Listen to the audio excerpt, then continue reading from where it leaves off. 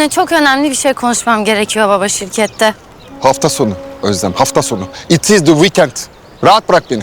Bu ne hal baba ya? Ay berbat kokuyor burası. Yıllarca dolaştım. Hindistan, Tibet, Nepal. Aşramlarda aylarca kaldım. O sahtekar gururlar milyon dolarlar harcadım. Şuraya koyduğum 2 dilim soğanın verdiği o uhrevi huzuru hiçbiri veremedi. Bütün toksinlerim, oksidatif stresim hepsi tabanlarımdan akıp gidiyor. Baba inanılmazsın yani. Gel. Berbat kokuyor. Kadın var ya o kadın. Mine Hanım. O kadın.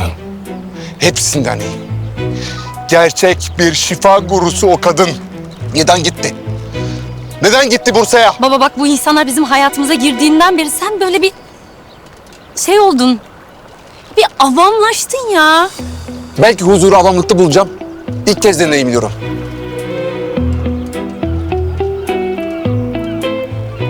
Kendine gel. Sen Levent Bartıner'sin. Toparlan artık. Duydun mu? Şu haline bak ya. Karışma işime. Üf, kokuyor.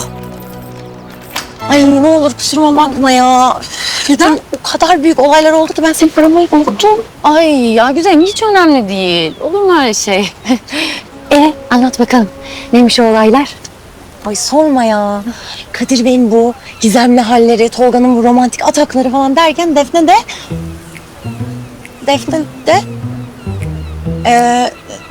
boş ver ya. Ben seni niye yoruyorum şu an bunlarla? Zaten ne güzel deniz kenarındayız bak. Ne yapalım, ne içelim, ne güzel burada. Aynısından söyleyeyim ben. Pardon. Bir tane daha alabilir miyiz? Tadına bakabilir miyim? Güzel. Güzel gerçekten güzel. Tamam. Sana güveniyorum. Ay bak ben de sana bir sır vereyim mi? Bence Defne Kadir Bey'den çok hoşlanıyor. İçi gidiyor adama. Tolga'yla da gönül eğliyor yani. Özlem sen böyle bir şeyi nasıl yakıştırabiliyorsun Defne'ye ya? Yani Kadir Bey evli. Defne'nin evli bir adamla ne işi olabilir ki? Güzelim Defne'nin bir şey yaptığı yok ki. Ama yani ben seni sevdiğim için söylüyorum. Bence Tolga'yla da gönül eğliyor. Nereden çıkarıyorsun bunu? Güzelim ben bütün gün ofiste onlarla birlikteyim ya. Böyle yan yana geldiklerindeki enerjileri, birbirlerine bakışları. Ay inanılmazlar Melis. Görmen lazım. Zaten Kadir Bey'in evliliği de sallantıda. Bence çok iyi de gitmiyor. Hiç iyi gitmiyor. Evet.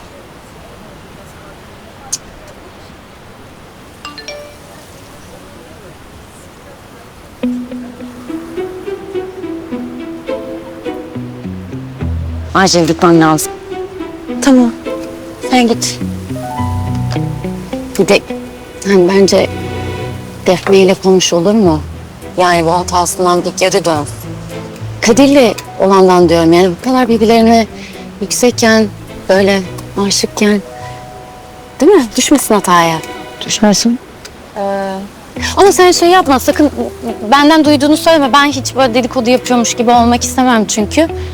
Tamam. Merak etme. Ben Şey olmayayım, rezil olmayayım sonra. saçmalama. Hiç kimseye söylemem. De Özlem, çok teşekkür ederim. Bana güvendiğin için. Canım. Ne demek? Her zaman. Görüşürüz yine. Görüşürüz. Bay bay.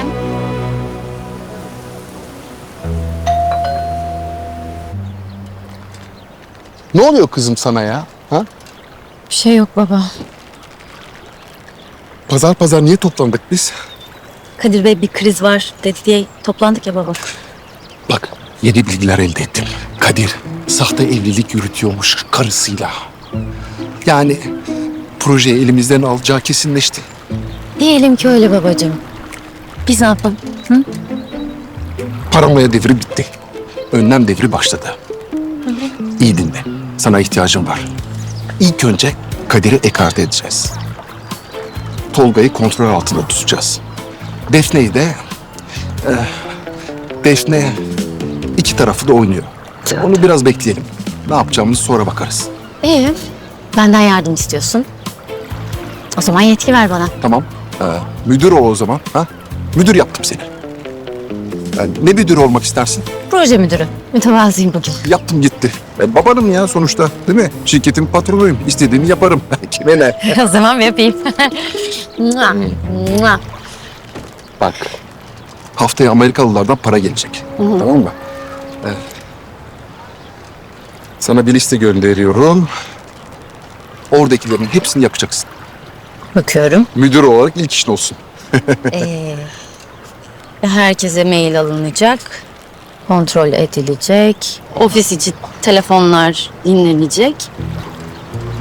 Baba, ne yapıyorsun sen ya? Bunların hepsini yapacaksın aşkım. Bak bu benim son projem. Ben çok sıkıldım artık. Emekli olmak istiyorum. Tamam mı? Sen de sonra ne yaparsan yap. İstersen Tolga'ya teslim ol. Ama beni rahat bırakın. Selamun aleyküm. Diğerleri nerede? Hoş geldiniz Kadir Bey. Hoş gördük. Selam. Neredeler? Tolga'yı aradım, açmadım. Defne'yi de bilmiyorum. Ne yapalım, bir arayalım o zaman. Bir avukat hanımı falan. Ben mi arayayım? Yok ben ararım. Ararım şimdi. Yalnız Kadir Bey, krizin ne olduğunu tam olarak öğrenebilir miyiz? Şimdi Levent Bey, kriz büyük olduğu için herkesin bir arada olduğu bir ortamda anlatılması uygundur. İş şeyi açısından.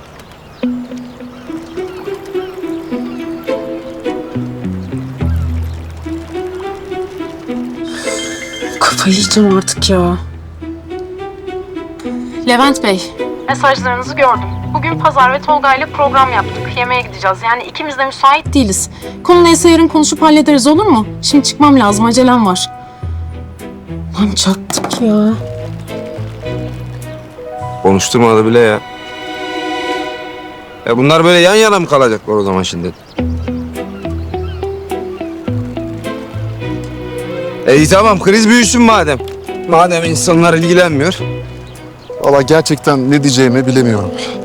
Yapacak bir şey yok. Allah hayırlısı. Hepimizin hayırlısı olsun.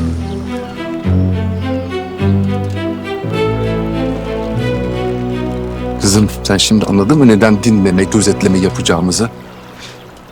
Kimin eli kimin cebinde belli değil. Defne Tolga'yla, sen Tolga'ya aşık. Kadir Defne'nin peşinde. Ben bu kadar çarpık bir ofis ortamı görmedim. Ya bir sus baba Allah aşkına ya. Neyse. Bugünlük bu kadar kaos yeter. Daha fazla video izlemek için kanalımıza abone olabilir, ilk izleyen olmak için bildirimleri açabilirsiniz.